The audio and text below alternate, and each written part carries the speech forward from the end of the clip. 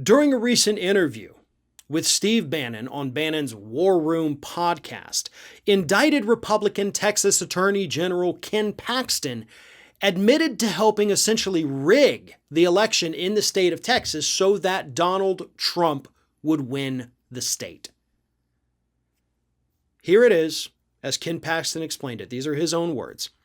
If we'd lost Harris County, which is where Houston is, Trump won by 620,000 votes in Texas. Harris County mail-in ballots that they wanted to send out were 2.5 million.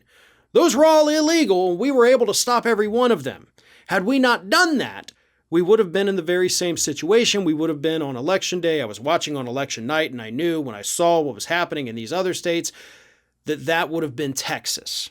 We would have been in the same boat. We would have been one of those battleground states that were counting votes in Harris County for 3 days, and Donald Trump would have lost the election.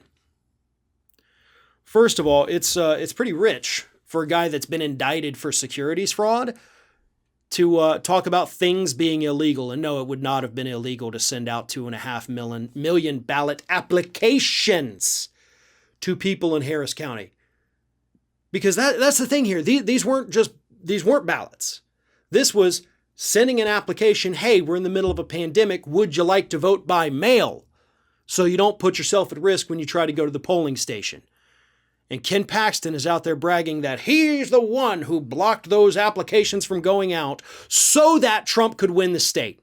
For no other reason than to prevent Joe Biden from winning Texas and turning Texas blue for the first time since the 1970s. And Ken Paxton just admitted to it. He rigged it. He absolutely 100% rigged the election in the state of Texas through his power as Attorney General so that Trump could win. We're at a point where Texas, had it not been for the massive voter suppression and the voter suppression law they just passed, Texas would be blue. It absolutely would be. And this is why Republicans are so desperate to pass laws, especially in places like Texas, to prevent more people from voting. The demographics have shifted in Texas, just like they're shifting in areas all over the country. They shifted in Arizona and Nevada, and look what happened. And that frightens people like Ken Paxton.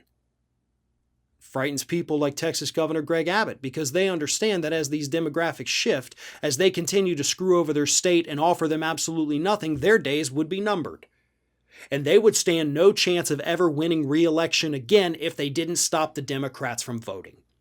That is the point of all of this, not just in Texas, but in Georgia, in Arizona, in other places all over the country, Florida. That's what's happening.